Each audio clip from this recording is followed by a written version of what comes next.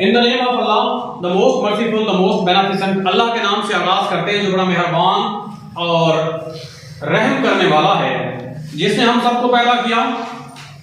और दरूद पाक हज़रत मोहम्मद मुस्तफ़ा सल्लल्लाहु अलैहि वसल्लम की ज़ात पर जो वजह तख्लीक़ कायनात हैं, जिनकी वजह से हमें शर्फ इंसानियत मिला। तो आज का हमारा टॉपिक जो है वर्ब के बारे में है। मैं वर्ब के बारे में थोड़ा सा आपको एक्सप्लेन करता हूं। पहले वर्ब का जो वर्ड है वो लातीनी जुबान के लफ्ज़ वर्बम से निकला है। वर्ब का जो वर्ड है लातीनी जुबान के लफ्ज़ वर्बम से निकला है, जिसका मतलब होता है मोस्ट इंपॉर्टेंट।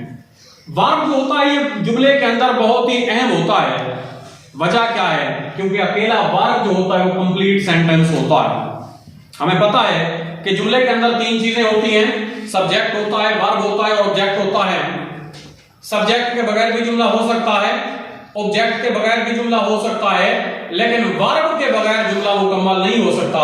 इसलिए मैंने इसे यहां पर लिखा है it is a complete sentence and without verb no sentence. No verb no sentence. Verb है क्या चीज?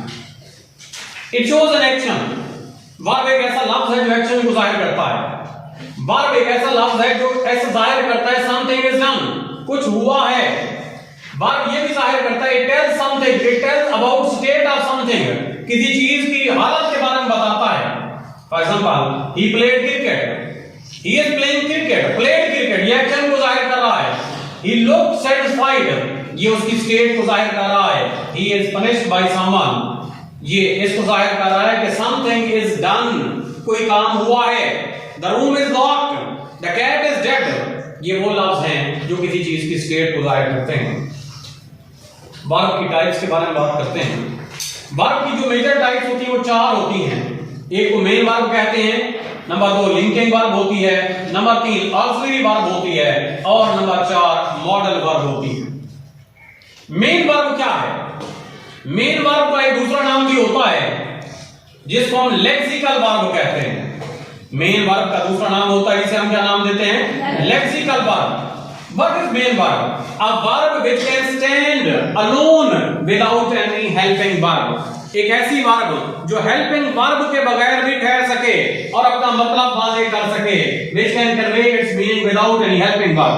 जैसे walk चलना, talk बोलना, call पुकारना, ask पूछना। These are the main verbs.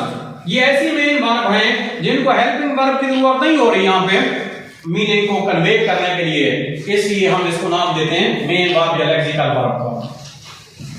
Main verb की टाइप की बात करें तो हमारे पास डिफरेंट टाइप्स हैं। बेसिकली यहाँ पर दो टाइप्स का मैंने जिक्र किया है। एक को हमने ट्रांजिटिव वर्ब कहते हैं, दूसरी को हम नाम देते हैं इंट्रांजिटिव वर्ब का। ट्रांजिटिव वर्ब क्या है? ट्रांजिटिव वर्ब वो वर्ब होती है बेटा जिसमें ऑब्जेक्ट लाजिम होता है, जिसमें एक्शन जो होता है ट्रैवल करता है सब्जेक्ट से ऑब्जेक्ट की तरफ। A verb in which action travels to object from subject, यानी सब्जेक्ट से ऑब्जेक्ट की तरफ एक्शन ट्रैवल कर रहा है। It means object is compulsory, object लाजिम है। इसको हम नाम देंगे किस चीज का? ट्रांजिटिव वर्ब का। ये आपके पेपर के अंदर बहुत ही अहम मारूजी होती है। 9th क्लास के अंदर और 8वीं क्लास दोनों के अंदर आती है, 9th और 10th में भी आती है। ट्रांजिटिव वर्ब में the verb which requires an object, ऐसी वर्ब जिसमें ऑब्जेक्ट लाजिम होता है। फॉर एग्जांपल एक जुमला है द मेसन बिल्ड्स, मिस्त्री जो है मुरम्मत करते हैं।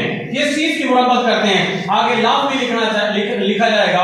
हाउस की मुरम्मत करते हैं, वॉल की मुरम्मत करते हैं। किस चीज की करते हैं? यहाँ बिल्ड से एक्शन ट्रेवल कर रहा है, किसकी तरफ जा रहा है? ऑब्जेक्ट की तरफ। यानी वर्ब से एक्शन जा रहा है, वर्ब से ऑब्जेक्ट की तरफ जा रहा है एक्शन। इसका मतलब ये हुआ कि सब्जेक्ट का एक्शन जो है वर्ब से ट्रेवल कर रहा है ऑब्जेक्ट की तरफ। ऑब्जेक्ट जो है कंपल्सरी है। They played cricket, they played, they का जो एक्शन है प्ले से निकलकर क्रिकेट की तरफ जा रहा है, ऑब्जेक्ट की तरफ जा रहा है। तो यहां पर जो है ऑब्जेक्ट कंपल्सरी है। ऐसी वर्ब जिसमें ऑब्जेक्ट कंपल्सरी हो जाए उसे हम नाम देते हैं किसका? ट्रांजिटिव वर्ब का नाम देते हैं। नेक्स्ट हमारे पास है इंट्रांजिटिव वर्ब। इंट्रांजिटिव वर्ब क्या है? A verb in which action does not travel from subject to object, ऐसी वर्ब जिसमें एक्शन सब्जेक्ट से ऑब्जेक्ट की तरफ ट्रैवल नहीं करता, एक्शन सब्जेक्ट तक महदूद रहता है। It means object is not necessary, object जरूरी नहीं होता इसमें। ही लाफ्स लाउडली, ही लाफ्स लाउडली, ही का एक्शन है लाफ है एक्शन, एक्शन लाफ है, कौन लाफ कर रहा है? लाउडली, यानी सब्जेक्ट के ऊपर एक्शन जा रहा है। ही भी खुद है, सब्जेक्ट भी खुद है, लाफ भी खुद कर रहा है, मुस्कुरा भी रहा है, हंस भी रहा है।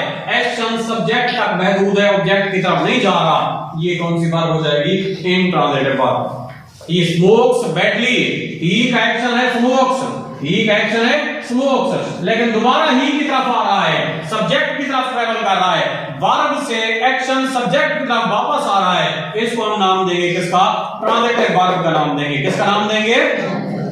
इंट्रांजिटिव वर्ब का नाम देंगे। किसका नाम देंगे? Intransitive verb. ऐसी वर्ब जिसमें ऑब्जेक्ट कंपलसरी नहीं होता, इंट्रांजिटिव वर्ब। इसको अगर हम फॉर्म के लिहाज से इसको देखें तो रेगुलर वर्ब होती है और इररेगुलर वर्ब होती है। ऐसी वर्ब जो ईडी एंडिंग होती है, ईडी एंडिंग जब सेकंड और थर्ड फॉर्म उसकी बनाते हैं, जैसे कॉल है, कॉल्ड से कॉल्ड, कॉल्ड, आस्क है, आस्क से आस्क, आस्क। इसी तरह और भी बहुत सारे होते हैं जो ईडी एंडिंग वर्ब होती है, उसको हम रेगुलर वर्ब कहते हैं। और ऐसी वर्ब जो ईडी एंडिंग नहीं होती उसको हम नाम देते हैं irregular verb. For example steal, stole, stolen, speak, spoke, spoken, buy, watch, bought. ऐसी वर्ब जो ईडी एंडिंग नहीं होती, that is called irregular verb. उसके बाद different forms of main verb. Main verb की डिफरेंट फॉर्म्स होती हैं। मैक्सिमम जो होती है किसी भी मेन वर्ब की 5 डिफरेंट फॉर्म्स हो सकती हैं। आइए इस ऑपरेशन करते हैं। फर्स्ट फॉर्म ऑफ वर्ब जिसको हम नाम देते हैं डिक्शनरी फॉर्म का। किसका नाम देते हैं? डिक्शनरी फॉर्म का नाम देते हैं। डिक्शनरी फॉर्म जो डिक्शनरी के अंदर मौजूद होती है फॉर्म, इसी को हम नाम रूट फॉर्म का नाम भी देते हैं। इसी को हम इंफिनिटिव भी कहते हैं। बाद में इंफिनिटिव के साथ टू आ जाता है, to plus first form of verb आ जाती है, to plus first form of verb. लेकिन याद रखिएगा टू कंपलसरी भी नहीं होता। वर्ब की पहली फॉर्म को भी बाद में इंफिनिटिव कहते हैं। जैसे गो आया हुआ है, गो को हम इंफिनिटिव कह सकते हैं। ये फर्स्ट फॉर्म ऑफ वर्ब है, इसको डिक्शनरी फॉर्म भी कहते हैं, इसी को रूट फॉर्म भी कहते हैं, इसी को इंफिनिटिव भी कहते हैं। जो सेकंड फॉर्म ऑफ वर्ब होती है that is called past form. ये पास्ट फॉर्म कहलाती है और इसका दूसरा नाम है सेकंड फॉर्म ऑफ वर्ब। जो थर्ड फॉर्म होती है इसका दूसरा नाम है पास्ट पार्टिसिपल, पास्ट पार्टिसिपल। और जो आईएनजी फॉर्म यानी चौथी फॉर्म होती है, आईएनजी फॉर्म होती है, इसको प्रेजेंट पार्टिसिपल कहते हैं। क्या कहते हैं इसको? प्रेजेंट पार्टिसिपल कहते हैं। इसी को प्रोग्रेसिव फॉर्म भी कहते हैं, प्रोग्रेसिव फॉर्म भी कहते हैं। और यही बात जीरण के तौर पे भी काम करती है, जीरण के तौर पे भी काम करती है। और आखिरी जो 5वें नंबर पे आ जाती है एस फॉर्म होती है। इसकी मिसालें go, went, gone. Go first form, went दूसरी form, gone third form, gone, go, went, gone. और गोइंग जो है आईएनजी फॉर्म प्रोग्रेसिव हो जाएगी और गोज जो है एस फॉर्म हो जाएगी। ये वर्ब का एक आधा लेक्चर था। इंशाल्लाह दूसरे लेक्चर के साथ बहुत जल्द हाजिर होंगे।